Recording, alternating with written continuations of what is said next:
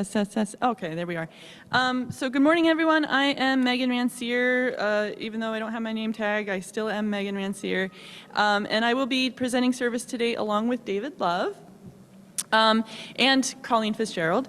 Tina Jones and Steve Israel and Kayla are providing technical assistance, and Ted Goldman is our music director. Please be aware we are recording this service. It will be posted on our YouTube page. And for privacy, we pause the recording during joys and concerns. Also, at the end of service, after we extinguish the chalice, we will have announcements.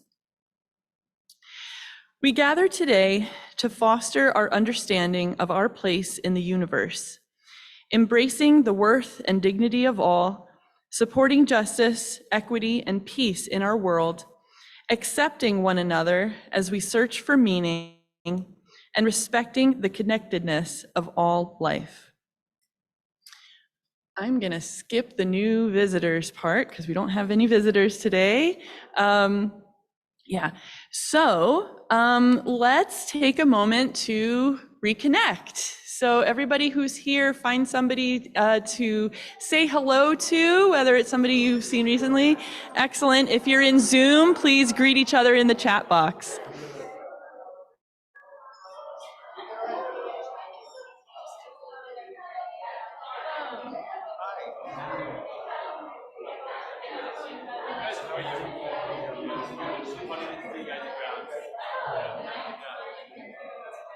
Yeah, that's right. It's like your teachers at school. You're like, oh, you go somewhere, you give a light outside.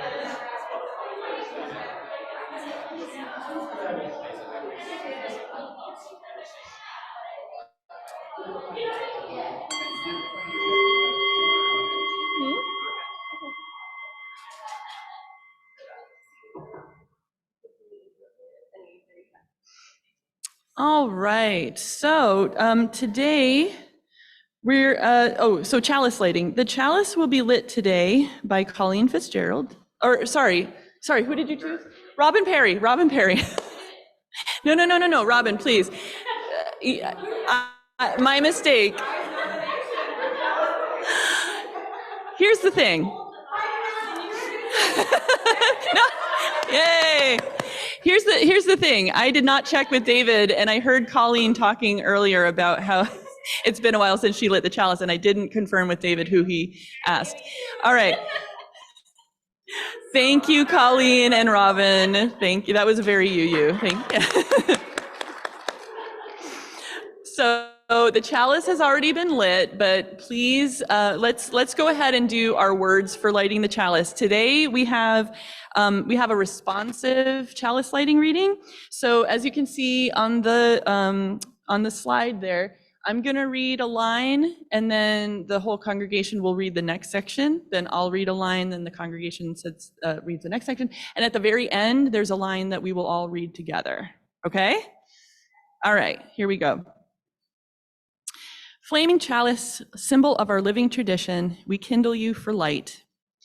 Light in this darkest season of the year, light to reveal the sources of greed and hate among us, light to guide our way forward together. Chalice flame, we kindle you for love.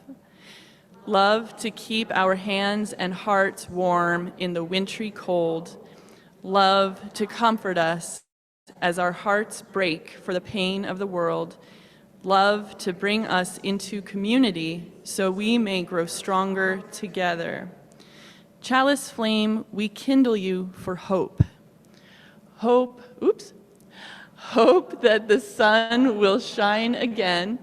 Hope that one day peace will prevail.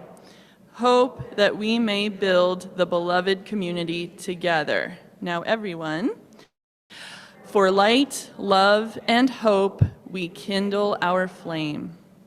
Awesome. Now for our first musical selection, I will turn it over to Ted. And our first song, I'll just tell you the hymn, the song, So I was going to do this in the opposite order, but I see that it's already here in the program. So no, it's okay. We can do it this way. It's fine. We can just go back to the lyrics. I don't mind which order we do it. It's all good. I will say that I left my lyrics on the kitchen counter, so I'm gonna have to like look over at the screen for that. So maybe everybody could help me out by actually, because I can only sort of partially see it. So it's a really. We have them. Oh, you've got the lyrics. That's fantastic. Yeah. I was gonna say that's much better. Yeah. There we go. And Thank you. I'll turn the page for you. Oh, that's okay. Oh yeah. Oh, I see. You know what I'll just do? Oh, it's actually Yeah. across the page. Yeah.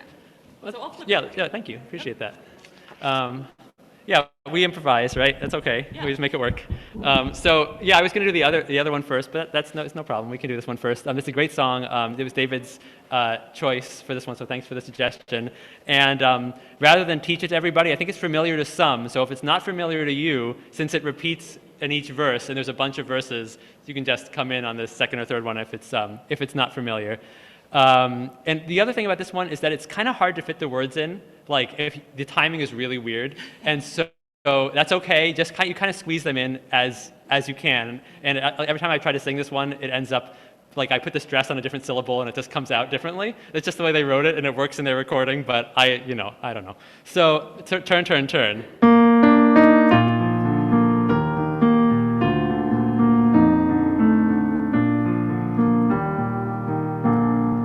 To everything turn, turn, turn. There is a season, turn, turn, turn. And a time to every purpose under heaven. A time to be born, a time to die, a time to plant, a time to reap. A time to kill, a time to heal, a time to laugh, a time to weep. To everything turn, turn, turn. There is a season, turn, turn, turn. And a time to every purpose under heaven. A time to build up, a time to break down, a time to dance, a time to mourn, a time to cast away stones, a time to gather stones together. To everything turn, turn, turn. There is a season, turn, turn, turn. And a time to every purpose under heaven. A time of love, a time of hate, a time of war, a time of peace, a time you may embrace, a time to refrain from embracing. To everything turn, turn, turn. There is a season, turn, turn, turn. And a time to every purpose under heaven. A time to gain, a time to lose, a time to reign, a time of soul, a time for love, a time for hate, a time for peace. I swear it's not too late.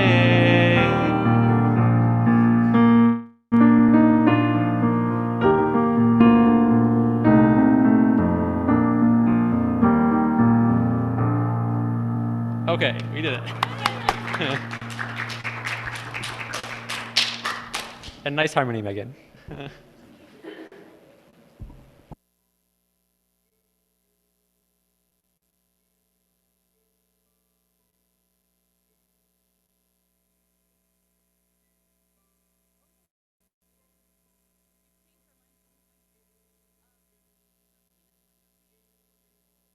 A story called The Shortest Day.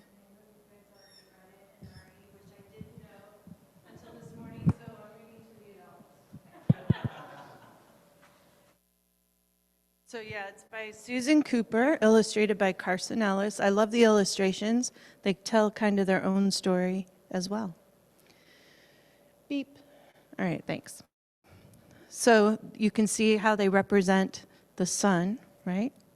As almost like a stone golem. There they are, foraging. So the shortest day came, and the year died. And everywhere down the centuries of the snow-white world came people singing, dancing to drive the dark away. They lighted candles in the winter trees. They hung their homes with evergreen. They burned beseeching fires all night long to keep the year alive. And when the New Year's sunshine blazed awake, they shouted, reveling. Through all the frosty ages, you can hear them echoing behind us. Listen. All the long echoes sing the same delight, this shortest day, as promise wakens in the sleeping land.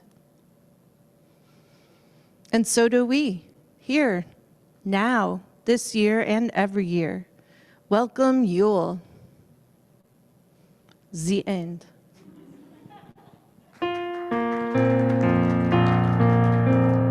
Go now in peace, go now in peace. May the spirit of love surround you everywhere, everywhere you may go. Our opening words today are Winter Solstice by Rebecca Ann Parker. Perhaps, for a moment, the typewriters will stop clicking. The wheels stop rolling. The computers desist from computing, and a hush will fall over the city. For an instant, in the stillness, the chiming of the celestial spheres will be heard as Earth hangs poised in the crystalline darkness, and then gracefully tilts.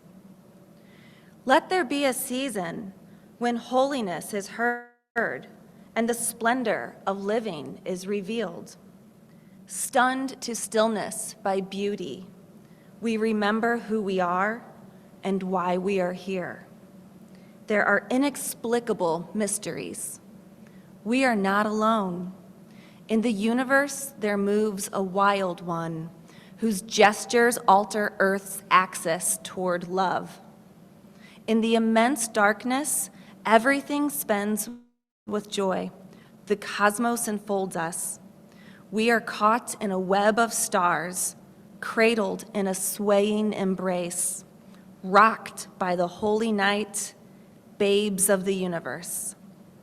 Let this be the time we wake to life, like spring wakes in the moment of winter solstice.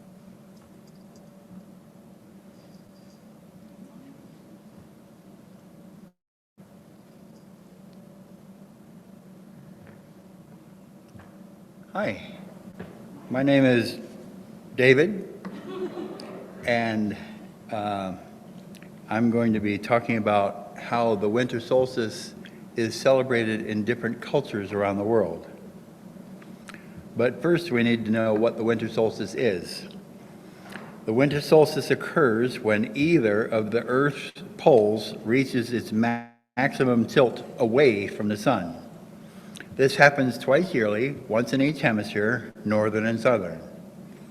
For that hemisphere, the winter solstice is the day with the shortest period of sunlight and the longest night of the year. The solstice may have been a special moment in the annual cycle for some cultures, even in Neolithic times. Astronomical events were often used to guide activities such as the mating of animals and the sowing of crops and the monitoring of winter reserves of food. There are many cultural celebrations around the winter solstice.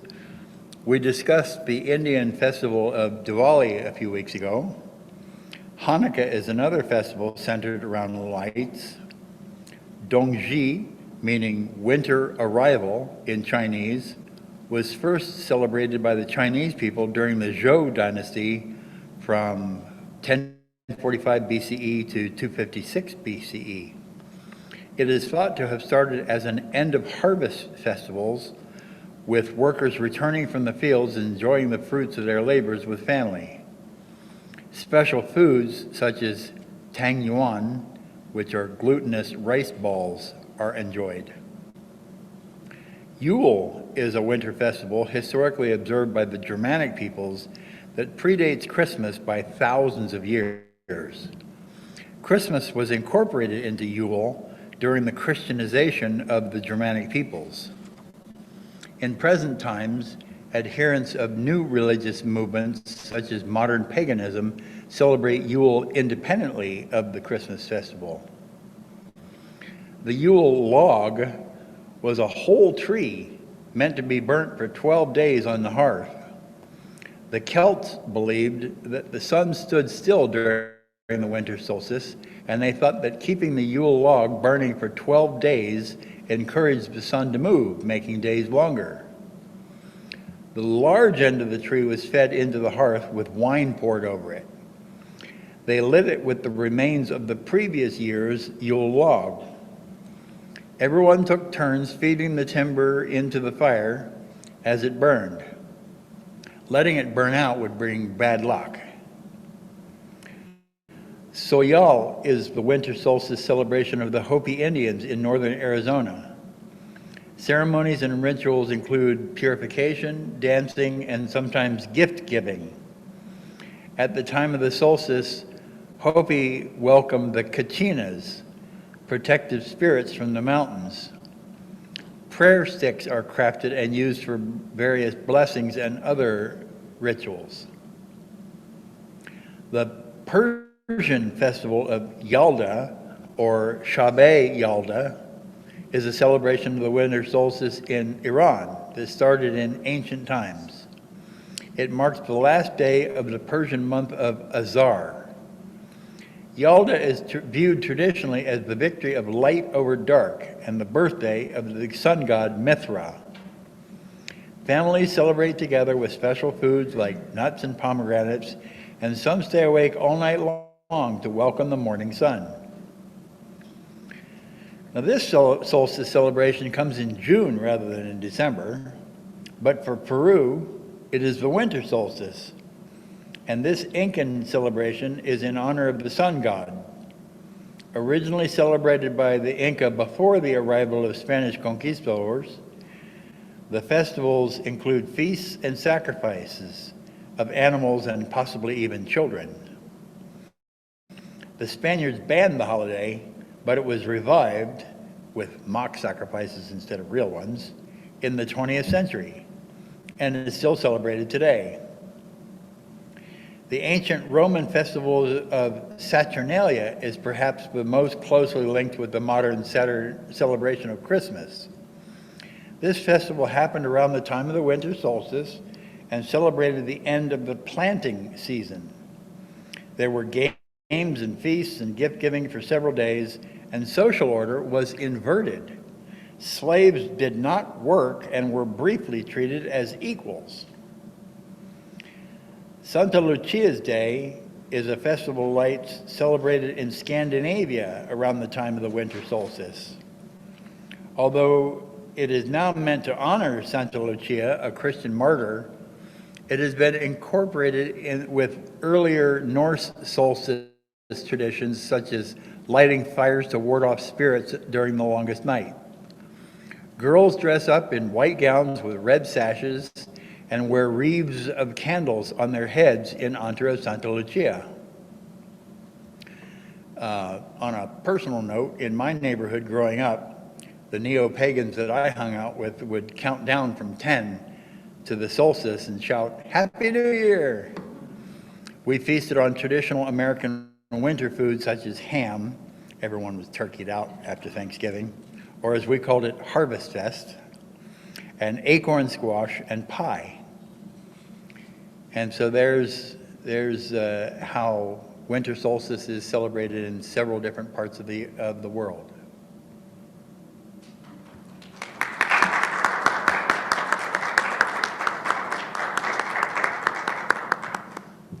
Thanks, David. I think now we are going to have music again? Okay, so I can bring them over to you also. Yes, I also have these, yes. Yay! So this one is going to be the hymn number 55, correct? This Okay. is Dark of Winter, which I thought was appropriate for today. And you'll have to just watch me for the second verse, and you'll just see why when we get there. Thank you. I'll have to turn the page for you. Oh, okay. Is this, let's see, just verse 1 and verse 2? Great. Okay, fantastic. Oh, you know what? I'll actually be able to get this one, so it'll be okay. Thanks, though, Megan. Oh, well, unless you want to sing it along from here. I'll be able to get this page turn. It's easy, because it's at the end of a verse, yeah. End of a line. Yeah. Okay, this is Dark of Winter. I'll play it through once. It's not that long, and there's only 2 verses, so I'll just play it so we all know it.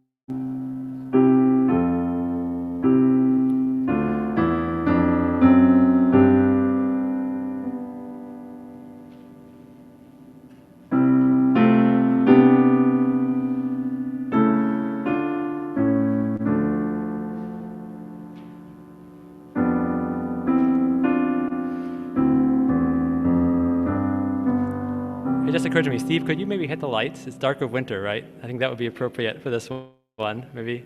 That's fantastic. That's great. So I'll do it darker too. We're gonna play it darker also. Okay, ready? Dark of winter, soft and still, your quiet calm surrounds me.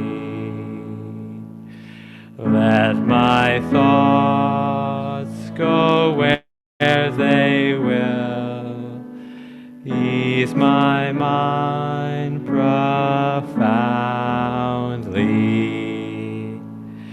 And then my soul will sing a song, a blessed song of love eternal. Gentle darkness, soft and still, bring your quiet to me.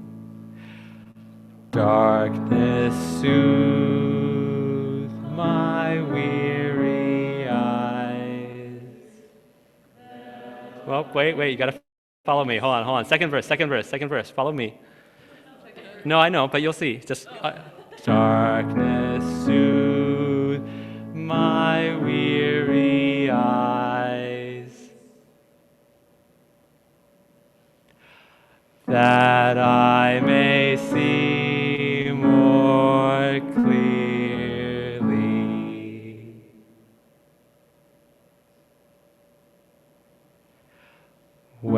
When my heart with sorrow cries,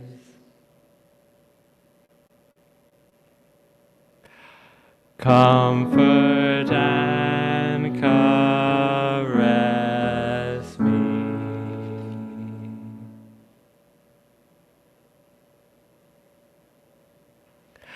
And then my soul may hear a voice, a still small voice of love eternal.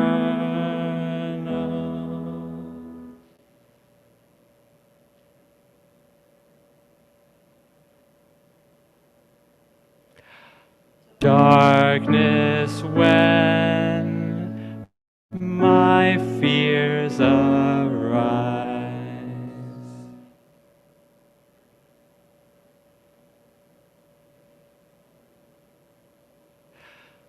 Let your peace flow through me.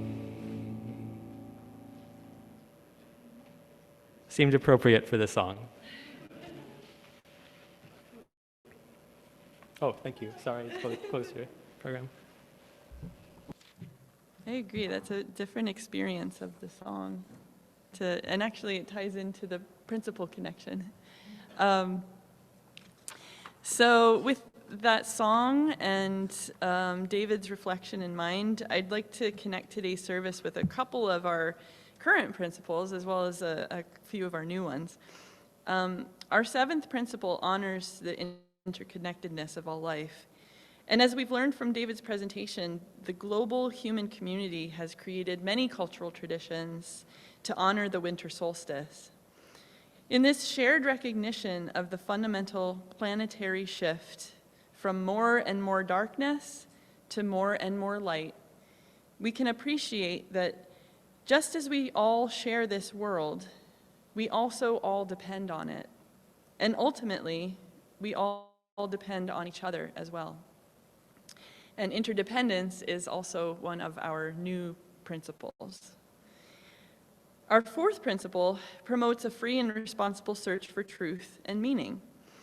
And that is exactly the purpose behind the holidays and traditions that David talked about.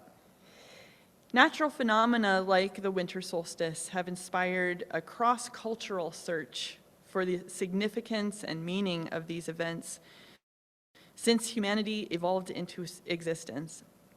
Although these searches may take many forms and arrive at many different conclusions about what the winter solstice means or how best to honor it, we are all fundamentally doing the same thing, searching for truth and meaning in the world around us. And this idea of unity in diversity among spiritual paths is at the heart of the new principle of pluralism. I can never say that word, pluralism, yeah. In light of these principles, I invite you to think about what the longest night means to you personally. What does nighttime usually signify for you? Quiet? Solitude? Loneliness, perhaps? Contemplation? Rest? Prayer? Inspiration? Wonder? Whatever experiences and ideas you bring to this year's winter solstice, I hope you will devote some time to exploring what the longest night can offer you. Maybe you could unplug and refrain from using any electronics. What a feat that would be. Maybe you could prepare a special meal. Or maybe you decide to fast on the longest night. You could invite friends to spend the longest night in community with you, or you could devote some alone time to yourself and think about questions or ideas that you usually don't have time to consider. However you celebrate the solstice, I hope it brings you the peace of nighttime, the light of the moon and stars, and the possibility of experiencing a transcendent moment during the longest night of the year. May it be so. Okay, so now we will pass our offertory basket. We welcome you to donate cash or through our PayPal link through the QR code up on the screen. Please note that what predominantly supports MVUUC are annual pledges. There are yellow cards, or there should be, in the back pocket thingies on the backs of chairs, and you can put one of those cards in the basket to indicate electronic support or pledge support. You can put those on the basket. Yeah, if you're not a member yet and you want to be, please email news@mvuuc to find out more. So yeah.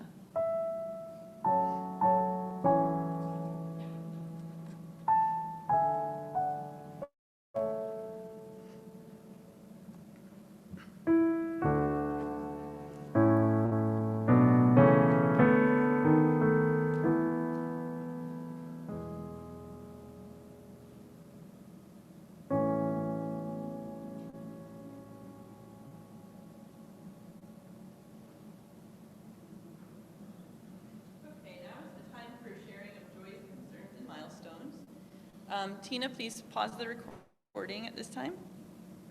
If you'd like to share a joy or concern, And sit quietly. We sort of did this already with the winter song, Dark of Winter, but let's do it again.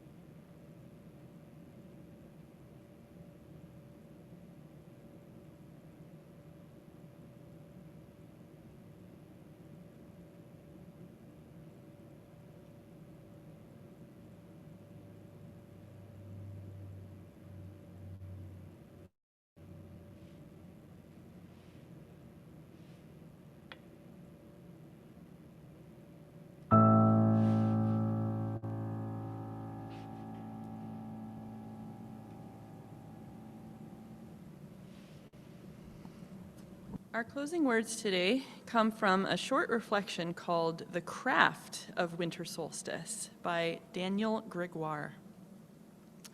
Here we are on the cusp of the winter solstice, when the light comes back. To celebrate, I went to the discount store in search of inexpensive picture frames. I felt the urge to use what I have in the way of old photographs and glitter glue for some higher and greater purpose. So off I went to buy the most perfect plastic frames for $2.99. As I made my way to pay the cashier, an older man, he looked at me and my frames and knowingly exhaled, "Ah, this is the time for reflection." Apparently, I was not the only person or the first person to feel nostalgic and buy many picture frames near the end of the year. We then engaged in small talk about Christmas and the state of the world. He lamented, and I tried to cheer him up, but both of our flames seemed to be flickering in the cold winds of coming winter. It doesn't help that on the eve of winter, the days are so painfully short. The nights are relentless, and they keep coming earlier. But then the winter solstice arrives, and although it is the official start of winter, it comes as a brief reprieve from the growing night and a hopeful signpost. I need the solstice and all it represents: a threshold, the closing of a chapter, the start to sunlight timidly warming our cold and frostbitten souls. Winter solstice neatly coincides with our collective desire for a break in time, to unlock and review the past as we look to the light of the future. This time around, I'm greeting the solstice with craft, using my old photographs and reframing the past with some bright artistic flourishes courtesy of glitter glue. I am making the most of this unique astronomical time, perhaps not unlike the ancient peoples who gathered breathlessly around bonfires and hearths, for warmth and to celebrate the new thing that is just on the horizon, growing light and the end of night's dominion, even in the midst of cold. The end can be a beginning too, as someone once said, and the solstice is where we start from. So please join me in reading the words for extinguishing our chalice that can be found on the screen or in the order of service if you have one, and in the Zoom chat box. Here we go. On this, the longest night of the year, oops, that's not what I have in the, okay, let's do the one on the screen. As we go our separate ways, may we share a feeling of hopefulness and connection, peace and thankfulness. As we leave this house of joy and sorrow, sharing and laughter, may we remember what has been and look forward to what will be. Awesome. So now is the time for announcements. Does anybody have, Gesundheit. Does anybody have any announcements? Yeah, go ahead, Lynn. Do you have announcements? Okay.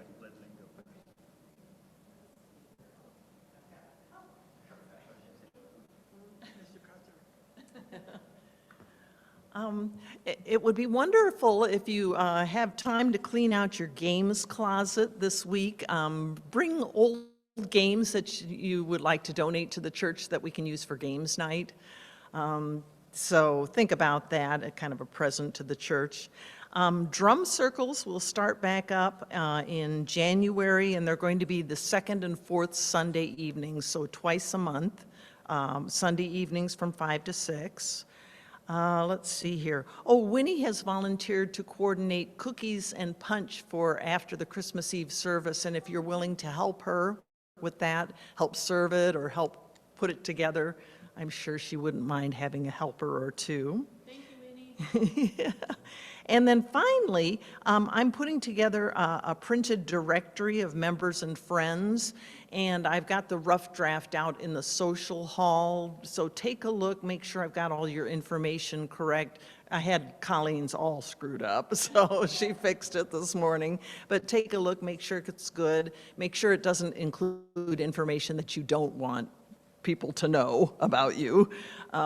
Yeah, because it's going to be printed and made available to people who attend church. If they want a copy of the directory, that will be made available. So I think that's everything.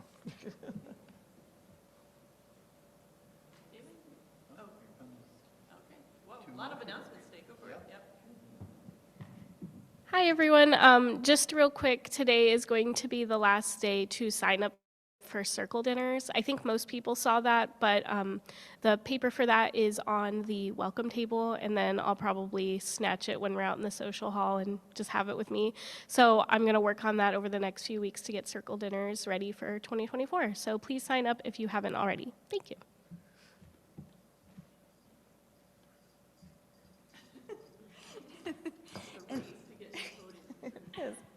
We have time. So this Friday night, the 22nd, is going to be the game night. Okay, so 7 p.m. I won't be. I'm looking at David because he will be here.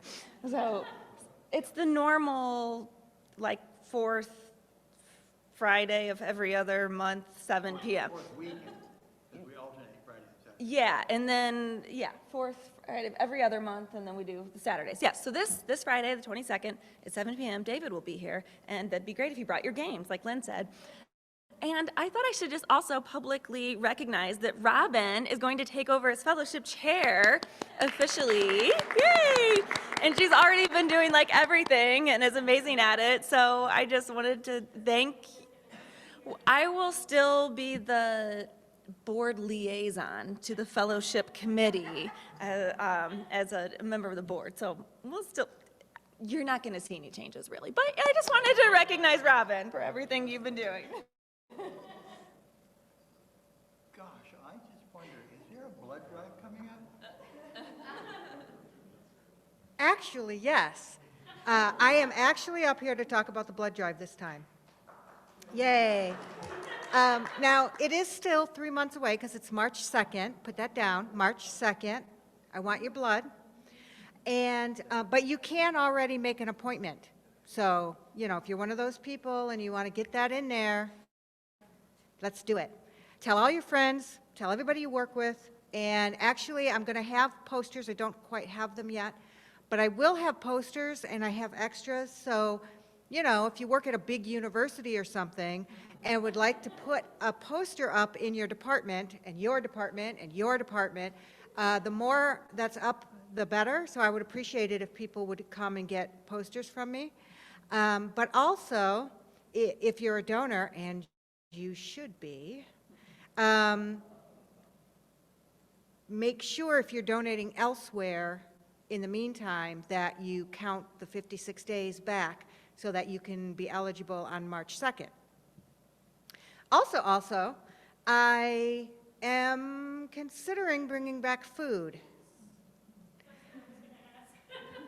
If I bring back food, first of all, are people interested in that? Do they think it's a good idea? Robin does. And second, huh? For the blood drive. Food for the blood drive, so you don't have just the cookies that the... Yeah. And I'm happy to bring it back, but the caveat is it's a lot of work to clean up afterwards, a lot more work than without it. And I'm happy to do it if I have solid, regular volunteers to come at the end and clean up that and set back up the stuff. So if that is something you're interested in volunteering for, you know, I do it every 56 days, 4 times, so March through June. Please let me know so that I can, you know, write you down as so-and-so is willing to do it, and then I can keep in touch with you and stuff like that. But if I don't have the volunteers, it won't happen. Just FYI. And donate blood. March 2nd.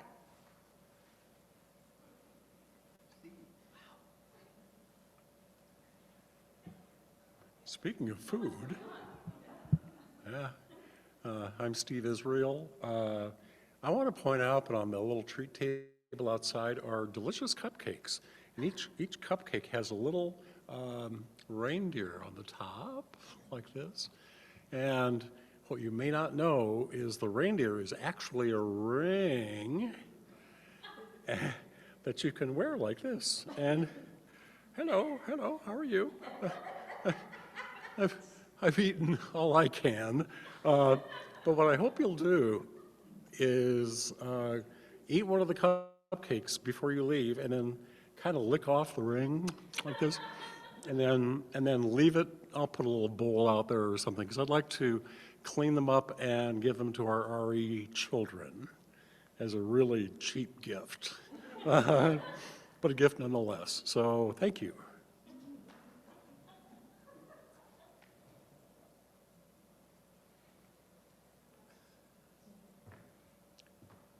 On Thanksgiving Day, Robin and I had a program right here in the church.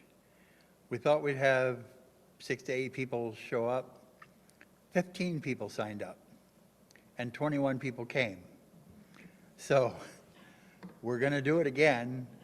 I'll be doing it this time because Robin will be out of town. But we're doing it again on Christmas. So far, 5 people have signed up. So if you're approaching the holiday season and don't have anybody to share it with, please feel free to join us on.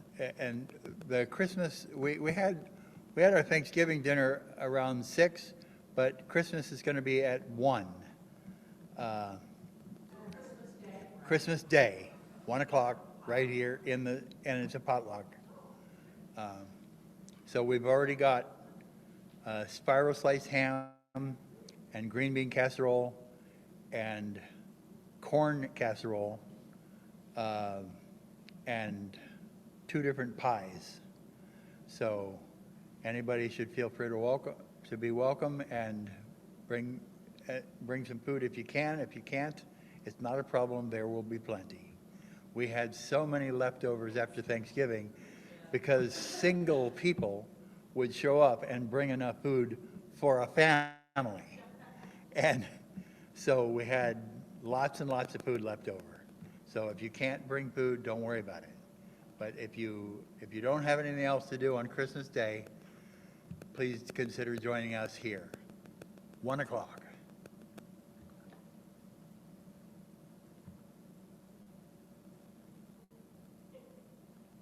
Thanks, David. Okay, last announcement. It's about our upcoming services. So I just want to make sure everybody knows what's coming up. We are having a Christmas Eve service. I think Lynn is leading that Christmas Eve service, but that is going to be at 5 p.m. 5 p.m. if you want to go to the Christmas Eve service next Sunday. The following Sunday, which is New Year's Eve, so December 31st, we are going to have coffee hour and vision boarding, which is it's a different spin on New Year's resolution. It's envisioning what your year ahead of you is going to look like. But that's going to happen at our regular service time at 11 a.m., and we'll be gathering in the social hall for that. That is on New Year's Eve day. Any questions? Yeah. Oh, right. There will be Zoom for the Christmas Eve service, but there will not be Zoom for the coffee hour and vision boarding on New Year's Eve day. Okay. You have one more? Oh my goodness. Okay. We should just do like the service that's announcements. An all announcement service. Yeah. Just to remind those of you who have kids, there will be no RE on Christmas Eve or New Year's Eve. So kids are invited to this to be in the service, but there will not be RE on Christmas Eve or New Year's Eve.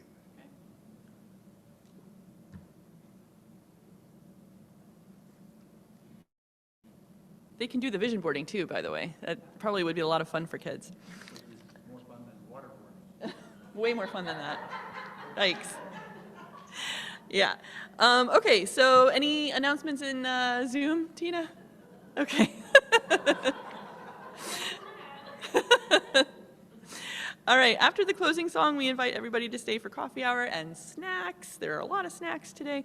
Our closing song today is hymn 123, Spirit of Life. You can find the music and lyrics in your gray hymnal. If you're attending in Zoom, the lyrics will be posted in the chat box.